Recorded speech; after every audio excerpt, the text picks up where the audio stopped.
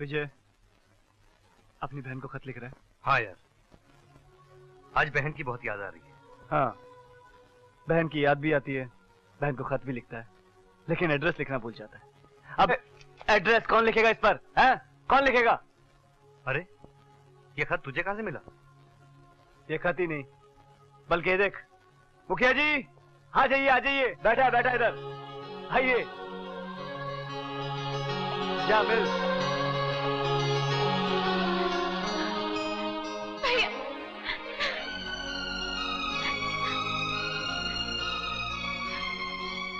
मगर राधा, तुम लोग यहाँ पहुंचे कैसे? अरे बेटे, हम तो यहाँ पहुंच ही नहीं पाते अगर तेरा ये दोस्त न मिल जाता। इसका एहसान है हम पर। बेटे जैसे ही हम बस से उतरे इतने में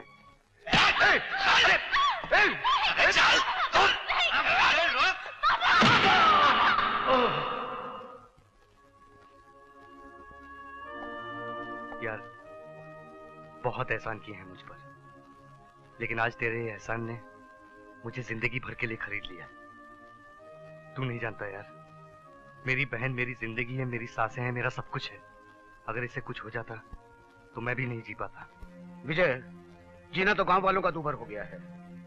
वहां कमबख्त उस लंकेश्वर ने गांव वालों को पानी देना बिल्कुल बंद कर दिया है। क्या? बेटे सब आस लगाए बैठे हैं कि तू ट्यूबवेल लेके आएगा तो उन सब का दुख दूर हो जाएगा। लेकिन इतने दिन हो गए बेटे, तू वापस क्यों नहीं आया? कैसे आता वापस? बेचारे का सारा पैसा जो चोरी हो गया।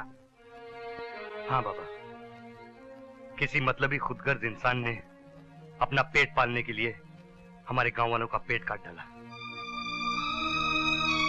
भैया, अगर हम ट्यूबवेल लेके गांव नहीं पहुंचे ना, तो सारा गांव प्यासा मर जाएगा और लंकेश्वर के नाम अपनी सारी जमीन लिखवा के गांव वाले बेघर हो जाएंगे।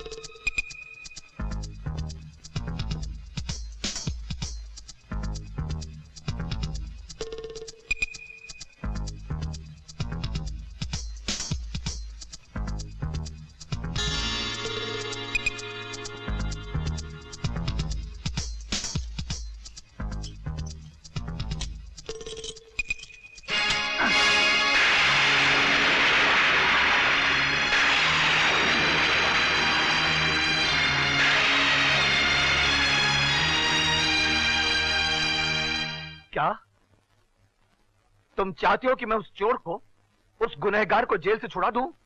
यह हरगिज़ नहीं हो सकता। इस सब की वजह मैं हूं। तुम? हाँ साहब, मैं उस बदनसीब गांव गंगावती का रहने वाला हूं, जहां कभी पानी बरसता है तो कभी नहीं बरसता। पानी की समस्या हल करने के लिए मैं अपने जमा किए हुए रुपए लेकर ट्यूबवेल खरीदने शहर आया। शहर पहुंचते ही मेरे सारे रुपए चोरी हो गए साहब। मैंने जान तोड़ मेहनत की वो पैसे जमा करने के लिए, लेकिन जमा नहीं कर पाया साहब। अगर 10 दिन में मैं वो ट्यूबवेल लेकर वापस गांव नहीं पहुंचा तो मेरा सारा गांव बर्बाद हो जाएगा साहब। साहब, ये बात जब मेरे दोस्त ने सुनी तो मेरे गांव को बर्बादी से बचाने के लिए उसने आपके घर पे चोरी की। मैं जानता हूं साहब, उसका तरीका पाप का था, लेकिन वो काम पुण्य का कर रहा था साहब। साहब, मेरे दोस्त को रिहा करवा दीजिए, मैं आपके पैर पड़ता हूं साहब।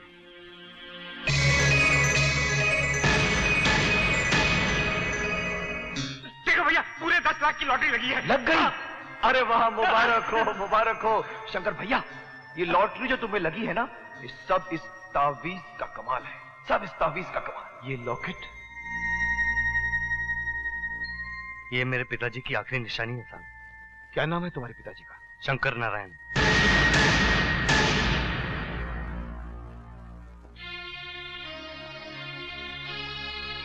जाओ बेटे, तुम्हारा दोस्त छूट जाएगा।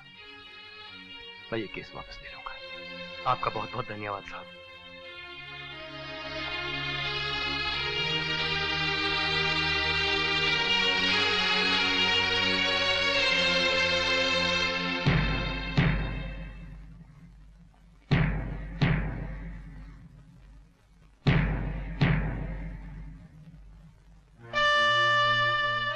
मैं जानता हूं मेरे दोस्त कि मेरी परेशानी दूर करने के लिए तू वहां चोरी करने गया था। तूने ये नहीं सोचा मेरे दोस्त कि मेरे वजह से तू बदनाम हो जाएगा, एक चोर कहलवाएगा, और ये दुनिया। बस कर विजय, मैं पहले अपने नजरों से गिर चुका हूं और मुझे नीचे मत गिरा। ये तू क्या कह रहा है यार? तू नहीं जानता मैं कितना बड़ा कसूरवार हूं, कितना बड़ा गुनहगार हूं। गुनहगार? हाँ, मैं ही वो गुनहगार हूं। आज तक एक राज, एक पाप मैंने अपने सीने में छुपा रखा। वो खुदगर्ज, वो बेरहम, वो मतलबी इंसान कोई और नहीं बल्कि मैं खुद हूं। मैं ही वो चोर हूं जिसने तुम्हारा बैग बस स्टॉप से चुराया था। क्या? वो चोरी तूने की? हाँ, मैंने वो चोरी की थी। मैं ही वो चोर हूं क्योंकि चोरी करना मेरा पेशा है, मेरी रोजी रोटी का जरिया है। कमीने, मक्कार, विजय छोड़ दो इसे। अपना पेट भरने के लिए तूने मेरे गांव वालों को जीते जी मारा। आज तेरे कारण मेरा गांव पानी की आग में चल रहा है। इसकी जड़ तू है, इसका कारण तू है।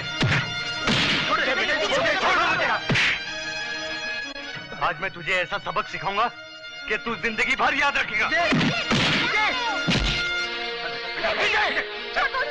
हट जा राधा। नहीं बेटे, जाने दे इसे। बाबा आप नहीं जानते इसने मेरे गांव वालों के साथ क्या किया है। मैं इसे नहीं छोड़ूंगा। बेटे बस करो मुझे, बस करो। अरे अंकल, मैं क्या माफ करूंगा इसे? इसे तो आपका गॉड भी माफ नहीं करेगा। अरे मगर एक दोस्त तो माफ कर सकता है। अरे भाड़ में गई ऐसी दोस्ती और ऐसा दोस्त। आज से मेरा और इसका कोई लेना देना नहीं। अब मैं यहाँ एक पल भी नहीं रहूंगा। अरे विजय, विजय, विजय, विजय, रुको। विजय, अपने दोस्त को इतनी बड़ी सजा मत दे, मुझे माफ कर दे। छोड़ दे मुझे। विजय, एक दोस्त के लड़खड़ाते कदमों को एक दोस्त ही संभाल सकता है। विजय भैया, कोई आदमी इस दुनिया में शौक से चोर या मुजरिम नहीं बनता।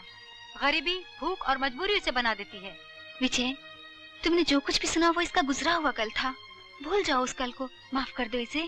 बेटे, तेरी वजह से आज उसके अंदर एक नए अमर ने जन्म लिया है। उसे छोड़ के मत जा बेटे। हाँ विजय भैया, कहते हैं जिसे माँ बाप नहीं सुधार सकते उसे कभी कभी दोस्त सुधार दिया करते हैं। हाँ भैया, माफ कर दीजिए उन्हें। विजय, विजय, मैं वादा करता हूँ आज के बाद उसी रास्ते पर चलूंगा जिस पर तू चलने को कहेगा। मैं वादा करता हूँ।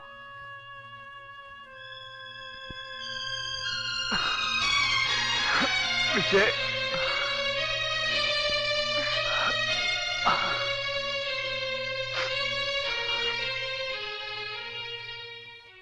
वो मैंने एक चोरी और भी की है,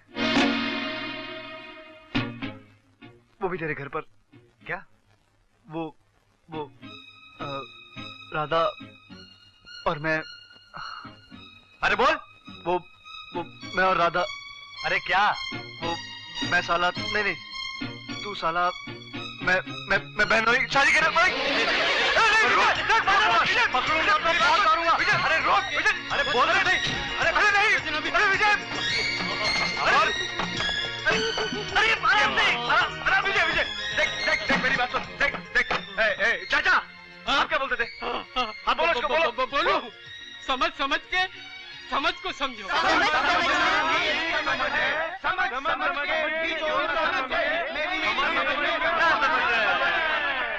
समझ गया। तू समझा? अरे मैं तो सब समझ गया, तुम लोग सब।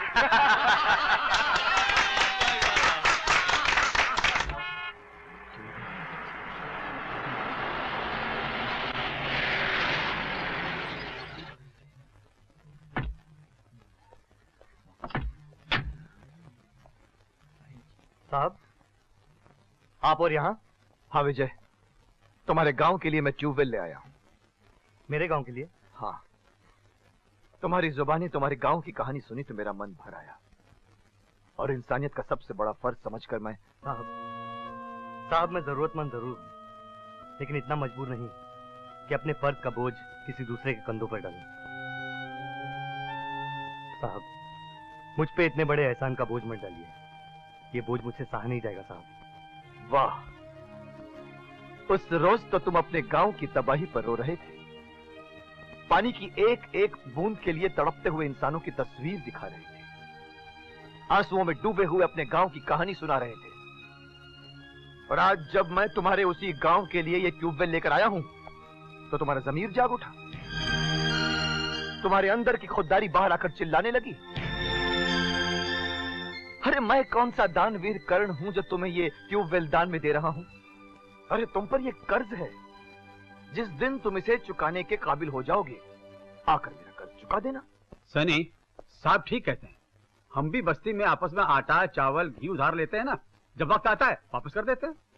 विजय, आजकल तो एक देश दूसरे देश से कर्ज लेता है। बेटे, चोरी करना गुनाह है, किसी को धोखा देना पाप है, उधार लेना पाप नहीं है। हाँ भैया, बाबा सही कह रहे हैं। साहब, आपके ये एहसान ने तो मुझे सर से लेकर पांव तक खरीद लिया है। आपका ये एहसान मैं जिंदगी भर नहीं भूलूंगा साहब, और सबसे पहले आपका कर्ज चुकाऊंगा। विजय, कर्ज तो अकेला नहीं चुकाएगा, हम दोनों साथ मिलकर चुकाएंगे।